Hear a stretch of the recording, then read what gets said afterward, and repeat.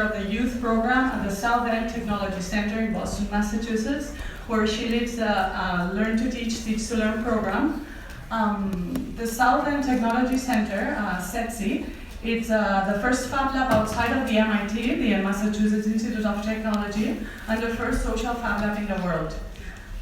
She has an undergraduate degree in electronic engineering, a master's degree in environmental education, a master's doctorate in learning and teaching degree from the Harvard University Graduate School of Education, and presently she's a research associate in one of my favorite places in the world, which is the MIT Media Lab Lifelong Kindergarten Group with Mitchell Resnick and the rest of the family. She's an international senior Fab Learn Fellow at Stanford University, just like Susana Pesconi. They're really great friends, so it's amazing to have her together. It's such a great vibe. And she has been involved with community organizing for most of her life. For the last 16 years, she has been working to spread her passion for working with people all over the world on developing new approaches to make our education of love. Respect and love, this is some of the most beautiful words I've heard, and Susan will continue with her presentation and share more of that love with you.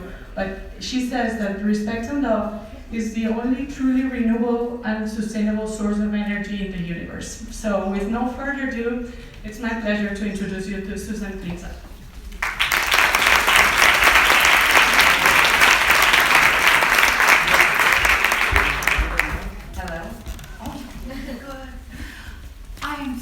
Thank you so much for having me. It's so amazing to be in a room full of kindred spirits. I'm usually trying to explain things to people who don't understand, but all other things that were said this morning touched me and just felt so at home to me. So thank you very much, and thank you, Susanna. We really enjoyed being in the Fab Learn Fellows together, and to Mariana for coming to me. No, I hope I can share some things with you today that you may enjoy, and I hope you will give me some feedback on the program. Even though it's 16 years old, we're still learning how to do things. I think it was Anna who said, what is the Fab Lab? Well, we had the first one, so we really didn't know what a Fab Lab was or what it could do.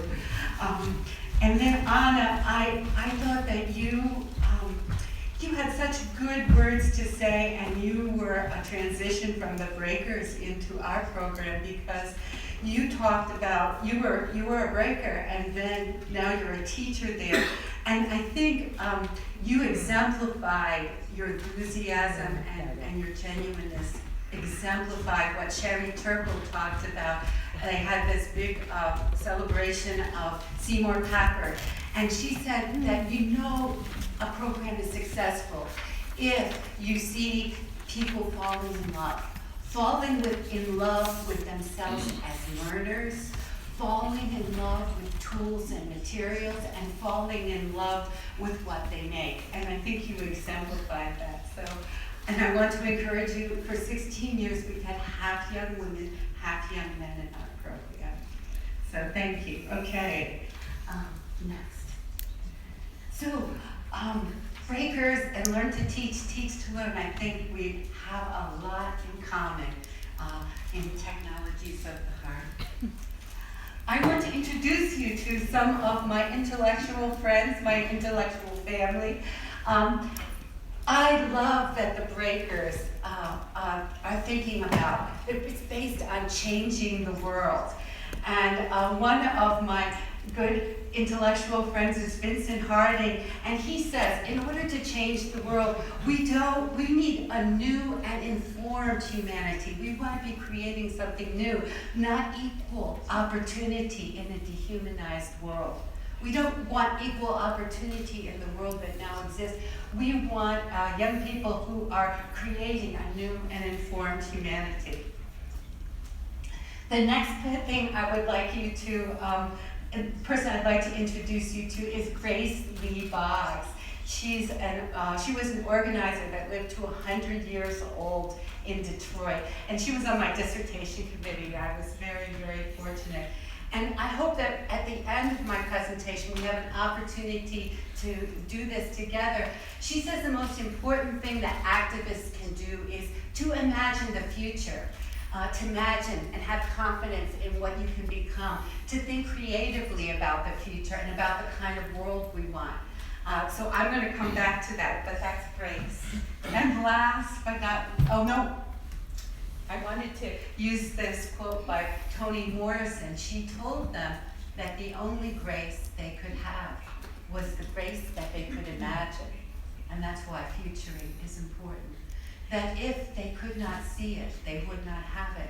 So spending time with you here and with your young people, imagining the kind of world they want to be in, imagining the kind of education that they want, imagining the future is very important. Then finally, I want to introduce you to the man I've sat next to for 16 years, and that is Mel King. This is the McKinley School. You talked about VOTAC schools. We put the first Fab Lab in Boston Public Schools at the McKinley School, which serves youth who not only have severe learning disabilities, but they're recovering from trauma. There's a lot of violence in our community. And to honor Mel this year, they made this huge mural of him. And he always says that what we really need, and so do the young people, are technologies of heart and the technologies of love. Okay, what are technologies of the heart? Those technologies that bring out the best in us and enhance our relationships to each other and the planet. And there's Mel, yeah. So this is the community I do this with. This is my Learn to Teach, Teach to Learn crew. They're wonderful. There's always about 36 of them and 8 or 9 college mentors. And this is this year's crew. And we're actually located in a low-income housing community called Tent City because it was started by people from the neighborhood who didn't want there to be a parking lot built. They thought they needed affordable housing, and so they built a Tent City, and Tent City became. Okay, what's the mission of Learn to Teach, Teach to Learn? It's to create a critical mass of youth, okay, who are engaged in the creative possibilities of fabricating, coding, and engineering, who can catalyze cultural change in their communities. So if you have a critical mass and everybody's doing the same thing, or they're starting a style or a trend, once you get a critical mass, it spreads very quickly. And that's what we want to do with our program. Okay, so that's it. Okay, it's a pathway. Our program is a pathway.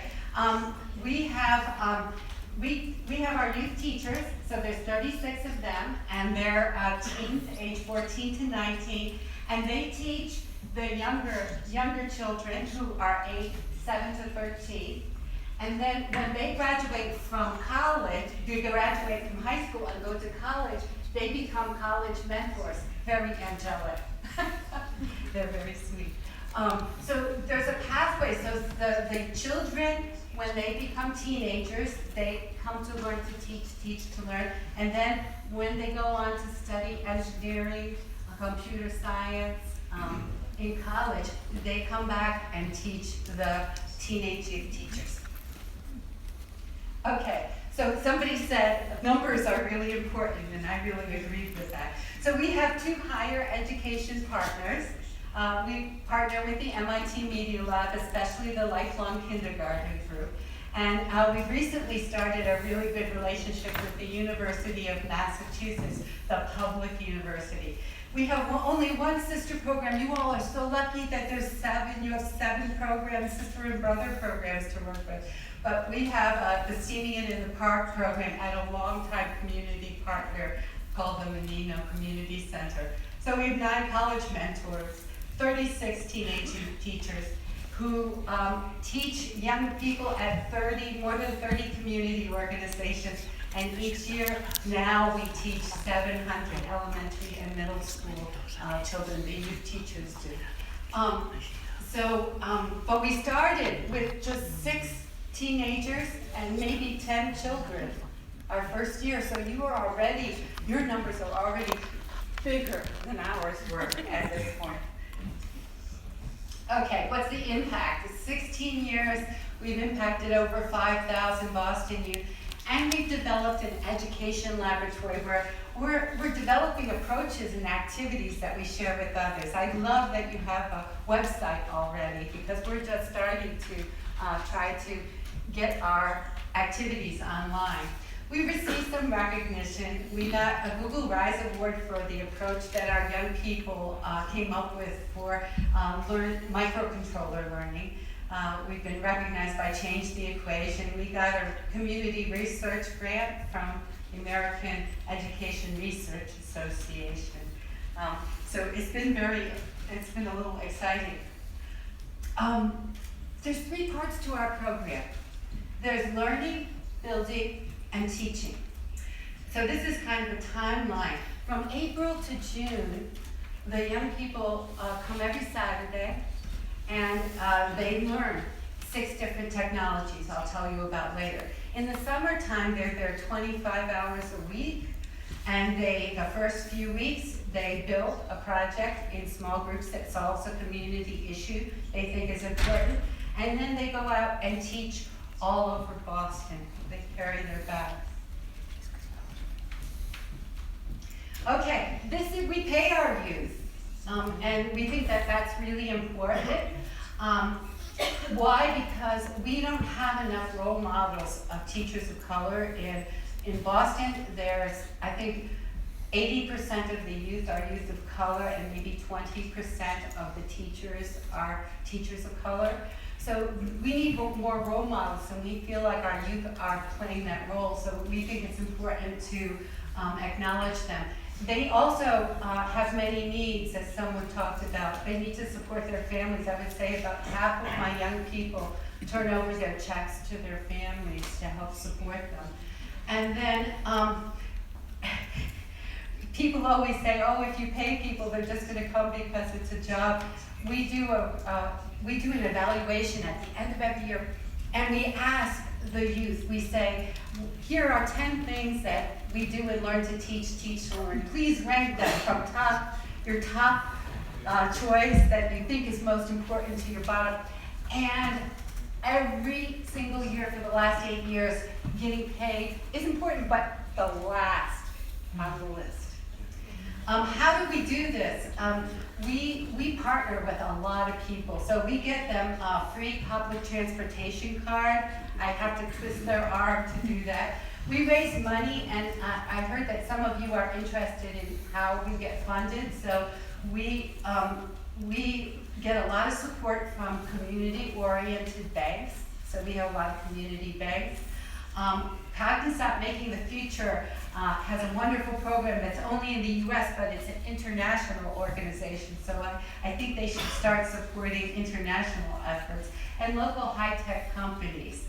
We also sell jewelry and little products that the youth make at holiday fairs and local restaurants. For our summer jobs program, we have like the private industry in our area has a council, and they support a certain number of students. The city government supports a certain number of our youth salaries, and then some workforce development organizations support some of our folks. Okay, learning. So we're going to go through all 3 parts. Learning. Okay, learning. One of the most important things that we do in learning is after the end of every session, we ask 2 questions. We ask, what did you learn? And we go around, we have a circle up. And then we ask, what can you teach someone else? This is very important as an ethic, so that everybody doesn't think the knowledge is just for them, that they feel like the knowledge that they learn must be shared.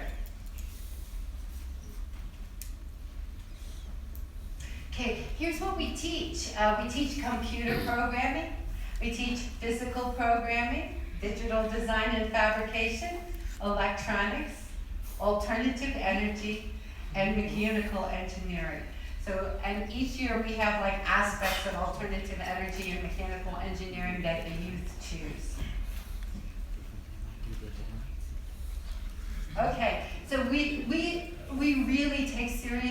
letting youth lead the way, and we do that in a number of ways.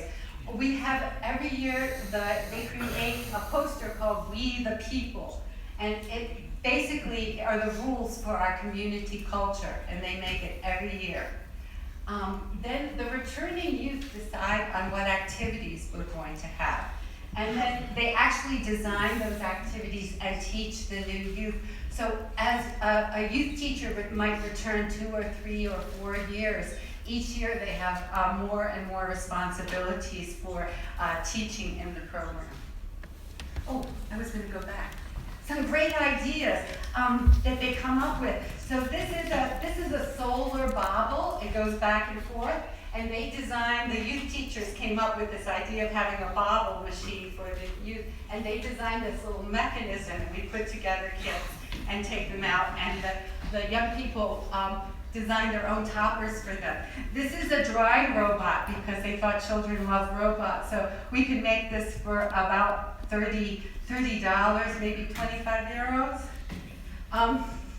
So there's always that before young people can design things, we use LibreDraw. There's always this problem of really teaching them all the different tools, but not just pointing them out, having them do something. This year they came up with this idea, I think it's from SpongeBob, which is a cartoon in the United States where there are pineapples. And so they asked the youth to use all the tools in LibreDraw to design a pineapple. And draw it, and by the time they make their silly pineapple with a silly creature next to it, they know how to merge, they know how to subtract, they know all the different tools that they're going to need. Okay, so when I talk about youth leading the way, what's really important is seriously listening to youth. And to truly listen means being willing to change. And in our case, very quickly. If you change up what you're doing based on youth feedback, you'll get better and better feedback from the youth because they know that you're listening to them and that what you're saying matters and that they're contributing to making the program better. They know how they learn best, we found. So the next part of the program is during the summer where they're building and creating. They're building and creating, they spend about 3 solid weeks working on their project, and then the last 3 weeks when they're teaching, when they're not teaching, they're working on it. They work in small groups of 3 to 4, and they design and build projects that solve a community issue they think is important. And there is my friend Johan with this little social robot they made to uplift people's spirits. They think a lot of our youth are up against a lot of negative messages and they need to have a companion, might enjoy having a companion that would help with that. Okay, so then when they propose projects, how do we know, how do we give them feedback? How do we tell them that the proposal is a good one? What we do is we have this youth-generated project metrics. So they looked at all of the programs for about 10 years, and they looked at the best ones, and they made a list of all the characteristics of the best learn to teach, teach to learn projects. And so we have this is just on butcher paper on the wall, and we take it down. And then when they describe their projects, we go through all the different things that we think are the youth thought were important. Does it use a lot of technologies? Will it have a life beyond L2T, T2L? Is it entrepreneurial? Is it aesthetically pleasing? There's all these qualities that the best projects always have. We use the engineering design process, and again, this was created by Youth for Youth. It's not super professional, and it's a little, it's very simple language, but our youth, I had a beautiful engineering design process poster in our Fab Lab that was professionally designed. And the youth were looking at it one day and they said, oh, that doesn't make any sense, this isn't any good. So I got about 12 of them together and we looked at engineering design process posters that ranged from a kids program on our public broadcasting system called Design Squad Nation, all the way up to what they use in engineering classes at MIT. And they didn't like any of them, so they came up with their own. And every year I ask them, should we change this up? Should we edit it? And they say no. It's very, very helpful. And we actually, when they're designing and building their projects, we go through every step of this. Like we have a Project Imagine Day. We have a Project Explore Day. We have a Project Design Day. Okay, so if you're doing constructionist learning, if you're interested in Seymour Papak's approach to learning by making, I love what Edith Ackerman says about this. She said, Papert is interested in how learners engage in conversation with their own or other people's artifacts, and how these conversations boost self-directed learning and ultimately facilitate the construction of knowledge. So how do we do that at Learn to Teach, Teach to Learn? One of the most important ways that we do that is that we have design reviews. So at different points in project building, we come together and have, they show off what they've done and they explain it, and they get feedback either from other youth in the program, or we have formal design reviews. So the first kind of design review we do is they have this idea, you want to make it real. So we do this rapid prototyping. Has anybody here done like design thinking stuff?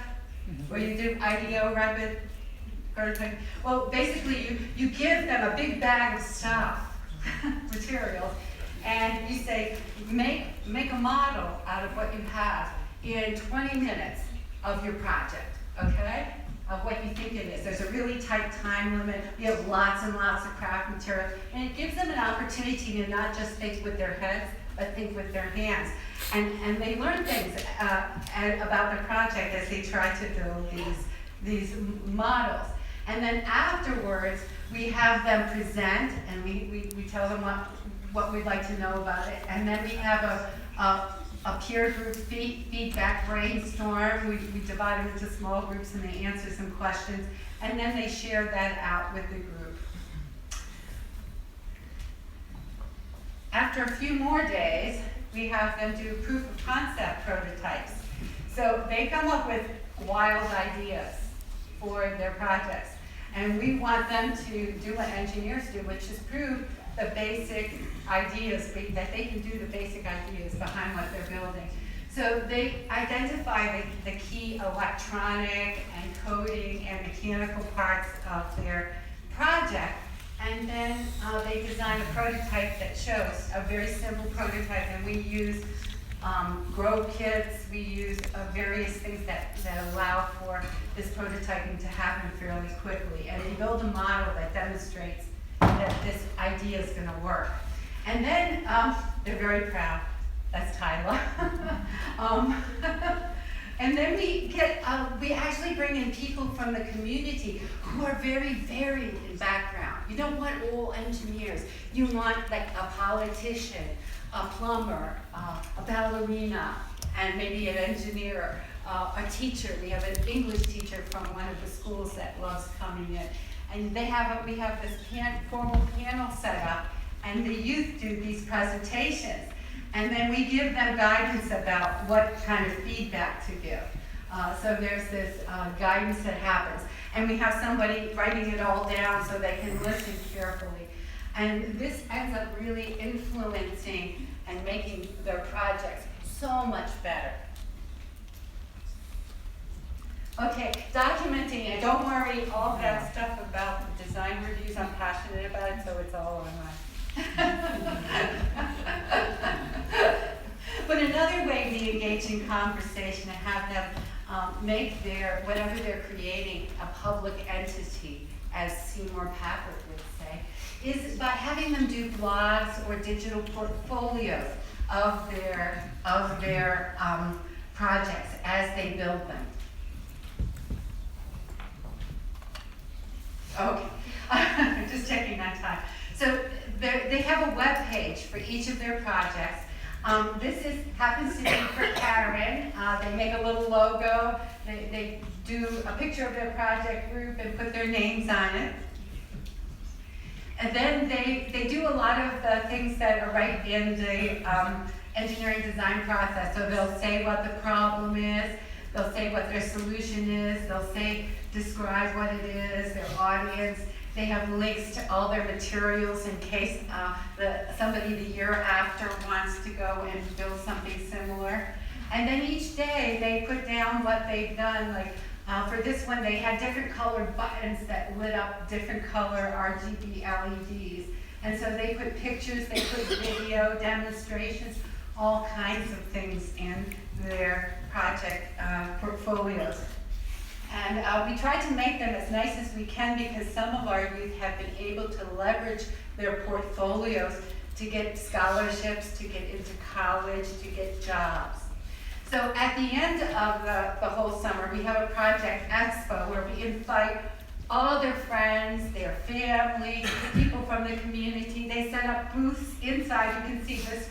Karen's set up their robot outside. They make a little poster like you might do in a science for a science presentation, and the youth get opportunity to explain their project many times. So 50 people might come through, and after they have to explain it and answer all the questions 50 times, they'll never forget it. Much learning happens at a project expo. And then we also have a potluck where all the families, and there's lots of different cultures. Sorry, I'm being terrible. Is everybody able to hear me? Yeah. Okay, good. Because I'm being terrible about the microphone. We have a potluck with delicious food from the families because everybody knows that learning is enhanced, especially for teenagers, by eating and learning at the same time. Okay, so we have a formal program for it, that we hand out to people. And it tells about the different projects. We take them very seriously and explain.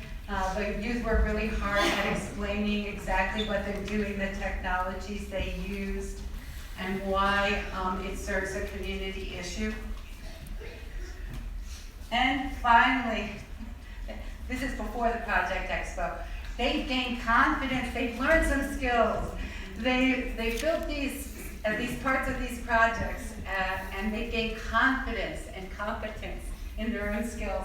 They go out and teach what they've learned. Okay, they teach for 3 to 4 weeks. We have usually about 14 different activities, about an hour and a half for each activity with the children. And 10 to 12 children are taught by about a team of 3 youth teachers. We find that you don't want fewer than that, fewer youth teachers than that. And that's Naeem. He started when he was 14 with me, and now he's a junior studying fine arts and mechanical engineering. Very cool. So they travel, so they take, you can see I get this for very cheap upholstery fabric and we sew up the bags ourselves because the teens, they destroy everything. But we pack up everything in bags, all the activities, and they go out. Here's a team that taught, there's Mark and Malik and, let's see, oh that's Kobe. That's awesome. They go out and teach. So they get on the buses and we have folders that they do. And it's very complicated because this is just an example for one afternoon. So different groups are going out to different places. Some of them are at our technology center. Some of them are away. They're teaching all these different activities. They have to be ready to teach all of them. Okay. And they travel to these community organizations. And you can see they teach soldering this year. They'll teach some computer programming. That was a kinetic energy activity where they make rubber band cars. Now we get the young people, remember this conversation piece is very important, right? So what we do is we give the young people stickers, the children stickers. So they put these stickers on it, we designed them, it's very silly. I guess this dab life candle is a big thing in the United States, popular culture now. But that's what they want. But they're silly, and the children love stickers. But there's a seriousness behind it because as the young people are wearing the stickers, their friends will ask them, well, what's that all about? What did you do? And they get another opportunity to explain what they've done. When they go home to their parents will say, what's this hydraulics? And why did you build a monster? And they have more conversations with their parents about it. So again, it gives them an opportunity to keep learning. I'm getting to the end. Oh, more pictures. You can see the love and care, and we do ask for feedback. What's interesting is that when we respond, the college mentors and I respond very quickly to the feedback about that the youth teachers give us. The youth teachers really pick that up, and they ask the children how they can make it better, and they'll come back and start making things a little different if they got feedback. But the children, you can see there's this loving relationship that happens, and the children sometimes write their feedback like this young woman did, and they're so proud. We have Toy Shop Design, where they design toys, build on designs that our youth teachers have come up with. Okay. We go to parks too. We don't just go indoors. And with our STEAMing in the Park program, we go to areas where there's a lot of mischievousness. And they see the folks who usually are in the park seem to really appreciate that we're there because they abandon it. And you can see they set up tables, they have laptops, they have different activities, and whole families come out and do this, and they really, really enjoy it. Okay, and why does it work? Children always want to be doing what the cool teenagers are doing, and the cool teenagers usually are ignoring the children, so when they have an opportunity to spend time with them, they really love it, and they really love learning from them. And the youth teachers say that their learning is magnified by teaching it. Okay. They say that being part of a group that's effective in serving the community is the most important aspect of learn to teach, teach to learn. And group efficacy, being part of a group that's very effective in the world and doing good things and serving the community has a really profound, what we found through our research, has a really profound impact on the self-efficacy, a belief that young people have that they can learn, that they can achieve, that sort of self-esteem somebody was talking about, but more about learning and about being able to really have an impact in the world. Our young people did a research project that was funded by the American Education Research Association. 2 minutes? Okay, good. This is the last. Don't worry. I'm so sorry. I talked your ear off, but I love to talk to anybody afterwards more about what I do. So we talked about technologies of the heart and technologies of love here, and I was hoping that maybe we could take 1 minute or 2 minutes to for you to talk to the person next to you about how you think you could use technologies of the heart in your breaker program. And remember, those are those technologies that bring out the best in us and enhance our relationships to each other and the planet.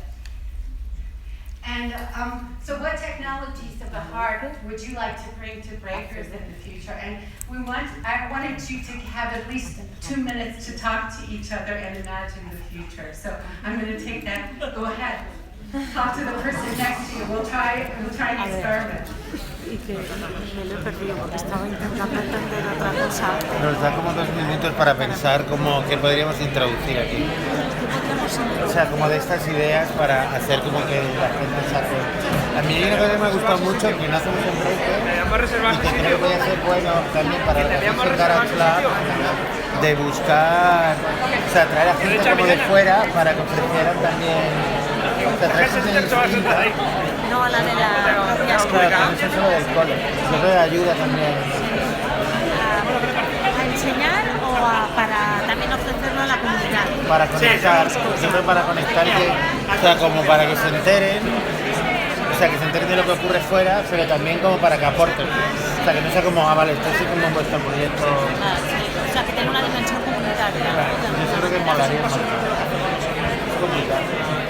Bueno, es complicado porque estamos empezando aún, pero yo creo que más darte una idea. Seguro que algo se hace. Seguro que algo se hace.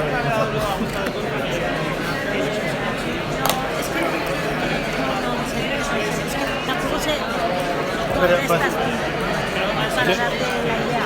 Bueno, no sé, yo estoy coordinando los breakers por toda España.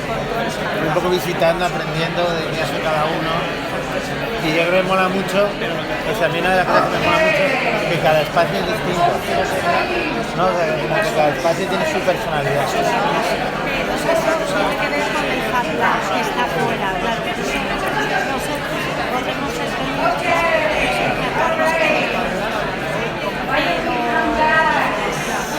bueno, Do I have a few groups that would share what they were talking about that they might be excited about? Anybody? Nobody wants to share. Oh, I'll give you a minute. You'll get up your courage, I know. Okay.